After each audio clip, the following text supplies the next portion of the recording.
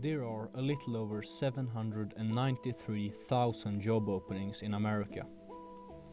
Meanwhile, there are 6.4 million people out of a job. This difference should logically be zero if anyone could do any job. But there's a lag between what kinds of people are needed for a certain type of work and what kinds of people are unemployed. Retail workers, industrial workers and truck drivers are now in low demand, and even more in the future. Mailmen, restaurant workers and warehouse workers are all examples that are either on their way down in vacancies or already have been affected by factors reducing the need for these professions. This creates the need for a change of skills for the workers to fill the job opening.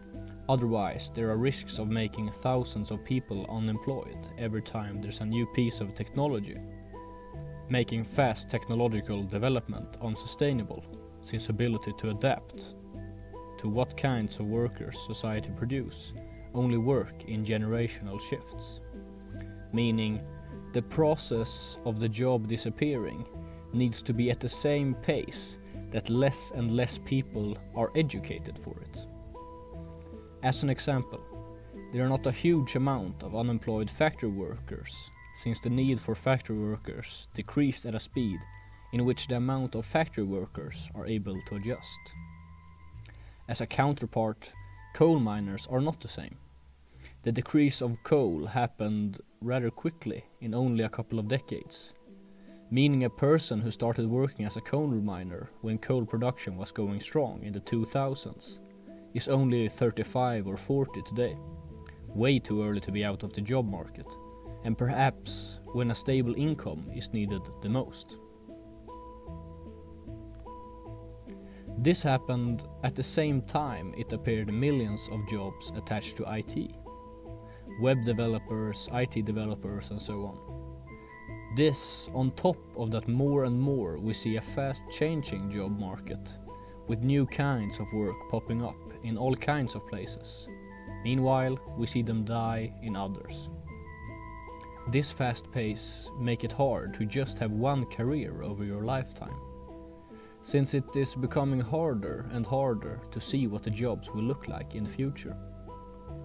This creates the need for movability in the job market. However, a need for multiple university degrees might not seem enticing and even less economically viable. The Yrkeshögskolan is a department or an authority in Sweden that call themselves Higher Vocational Education in English. But I think a more accurate and understandable translation would be the College for Professions. This education has no age limit and, as a rule, no or very little requirements for qualifications. The most important things that separate this from other forms of educations are the following. The programs available are always connected to local employees and industries. The programs vary from year to year depending on in which sector there's a need for workers. The spots available for these educations are never more than what the need for workers are in that sector. Around 25% of the program content take place at a company training in the field you're educating for. All these things have the goal of as close as possible guarantee that the education can promise you employment after finish. Before the pandemic, around 92% of all the graduating from the Professions College had a full-time job the year after. The benefits of having on-site education is enormous. When actually practicing a work, you quickly learn if the work is something you're happy with and if it fulfills you. When studying engineering at a university, you might be overwhelmed with the math and find it to be too hard. When having education at a company, you can immediately experience what the job will be like. You can be motivated knowing the math is worth it. And more importantly, if you realize this is not a job for you, you realize it after a couple of months instead of a university degree of 3 to 5 years. And lastly, maybe most importantly, the company you are at are in need of workers, meaning they know you, they know how good you are, and you have already had a training for the specific company, and they are in need of workers like you. At this company you will also learn by applying. You are educated on how to calculate the structural strength of a house, and then you go out and do it for real. This is, by my own experience, a huge deal because of two things. It motivates you like nothing else, because you know that the things you forget in the classroom, these are the things you will not be able to do in the work. A huge motivator. The second strength of this is that you learn better. Learning by doing is a common expression because it is true. You sometimes learn more in the first months of actually doing the work than you do in a year of the education. Another strength of this type of learning is it sets a clear goal, meaning a clear path. If you are to educate yourself to an architect, the program is, at least in Sweden, a 5-year-long university degree. But even that job has simpler tasks. In building projects nowadays, it is almost a requirement to create visualizations like these ones. With green landscapes, lots of people, and a 3D model of the entire building, and so on and so on. These kinds of work does not require a 5-year university program. It requires a lot of skills and knowledge still, but does not provide the value of, let's say, a salary of $120,000 per year. It creates a hole in the market, with employers needing a position, but it not being economically viable to pay an overqualified university student. If you look around the job market, you will find quite a lot of these positions. A bit of a hole in the job market, we could say. Oftentimes, these jobs are marketed as entry-level positions, filling this hole in the market because of the demands of experience in the more higher-paying jobs. Another example of these positions are foremen at building sites, which are either filled with very experienced construction workers, meaning they have a lot of knowledge about the construction and are usually, because of this, great at leading the work. But another part of job is the logistics. Ordering materials and organizing deliveries is a big part of the work too. Usually meaning their experience in construction is a bit wasted. Perhaps more importantly than this, the experience these kinds of foremen have and the years they have put in means their salary will reflect that. Another alternative to this is once again an entry-level job for engineers. But they won't stay for long, and oftentimes lack the needed practical knowledge. Both of these problems come down to the cost for the companies. A more economical approach to the need of a foreman is to educate to that position, meaning the salary expectations are not as high and don't need to be as high, because the time of education reflects the salary.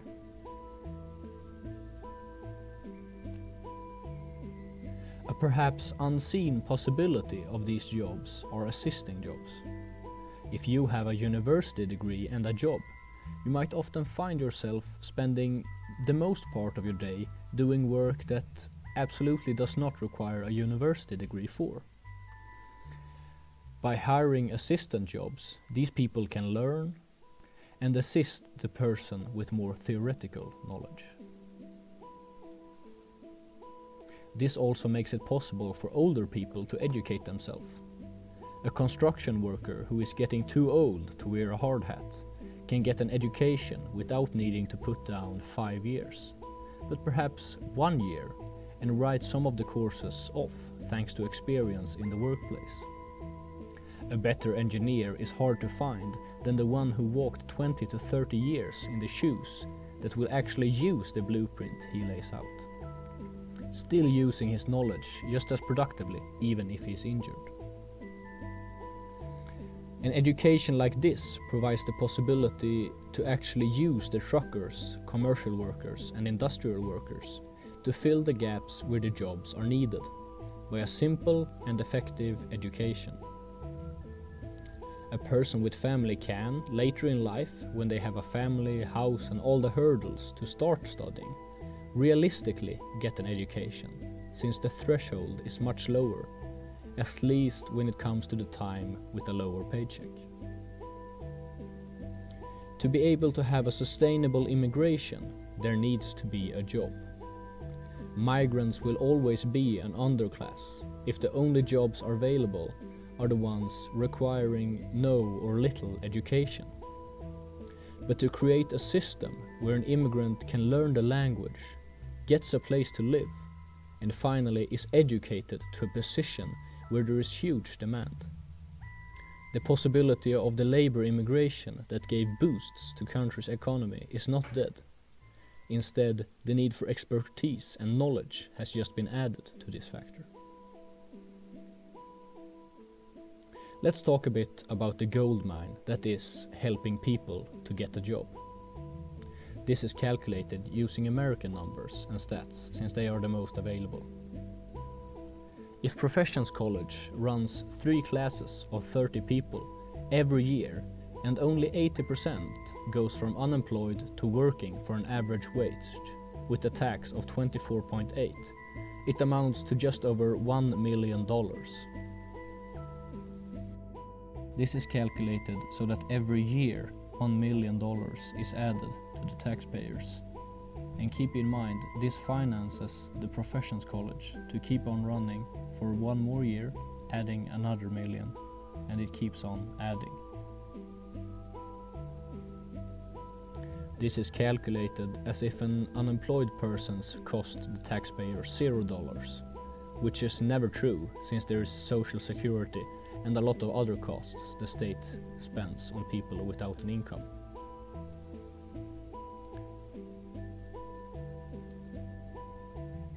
To summarize, the Professions College is connected to local employers, changing in the line with needs of the labor market, educating no more than there is need for, provides on-site experience and training, creating contacts in the industry, designed to, as close as possible, guarantee employment if suitable.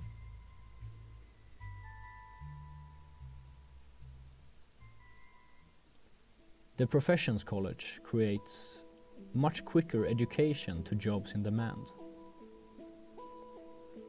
is able to fill grey zones in the job market where some education is needed but not a university degree.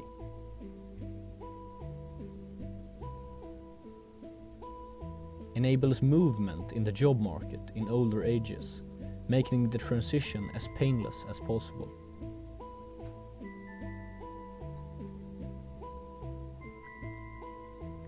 Creates a dynamic job market where the education can adjust when the Grim Reaper kills jobs and give birth to new ones at a much higher pace. Restarts the possibility for lucrative labor immigration.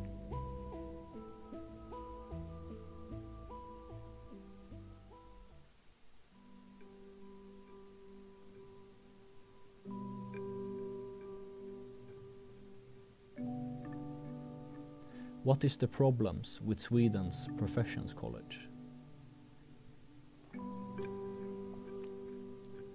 The Swedish state, as far as I can see, is using the yrkeshögskola primarily for one of the benefits I described. They use it as a way to help advance the knowledgeable people from the floor to the top. There are, as of now, 837 educational listings for the Professions College. And of those, 85% of the programs require something beyond what is comparable to a high school education. These are often minor courses, but this could be a very important hurdle for immigrants or people considering going to the yrkeshögskola. Recognition and perceived prestige. Yrkeshögskolan degrees may not always be as widely recognized or perceived with the same prestige as traditional university degrees.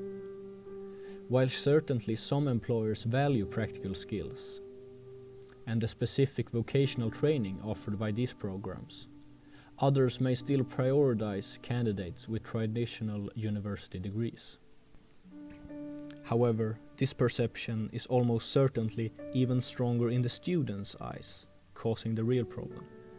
They deem the education as low prestige and therefore not desirable. It is not being used the way it could. In as far as I know, every state where you get social welfare, the state requires you to, if possible, do something to deserve this social welfare. If you are out of work in Sweden, you are paid quite good compared to other countries, but it requires you to apply for jobs and searching for them. If the profession college was presented as another requirement, after a year of not finding a job, the state realizes that there's a need for a career change for you and presents the 837 possible educations. The person is bound to find something that piques the interest or has use for previous experience or knowledge. Likewise, I think we should look at how it could be integrated into the immigration process. Get them a home, learn the language, get their kids to school. Are they able to get a job? If not, pick any of these programs which are focused on different jobs, all of which are screaming for employees.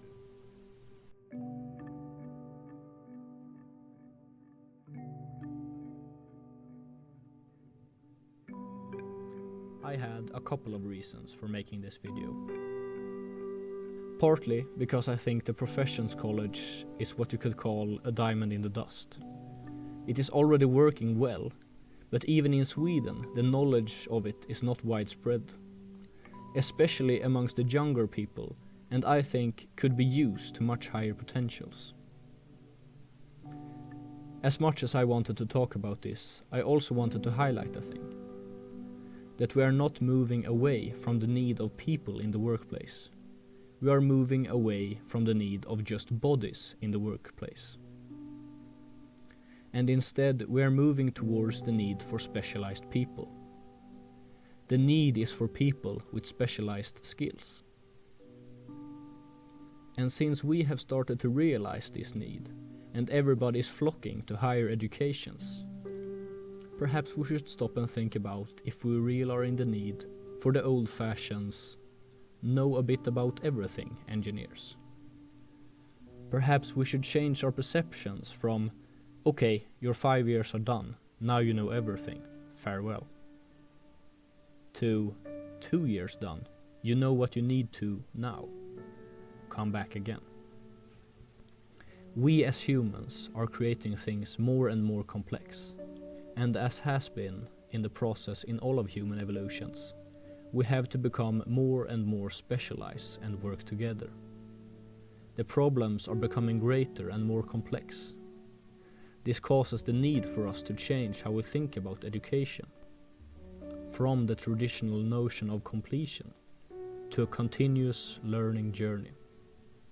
Thank you for listening.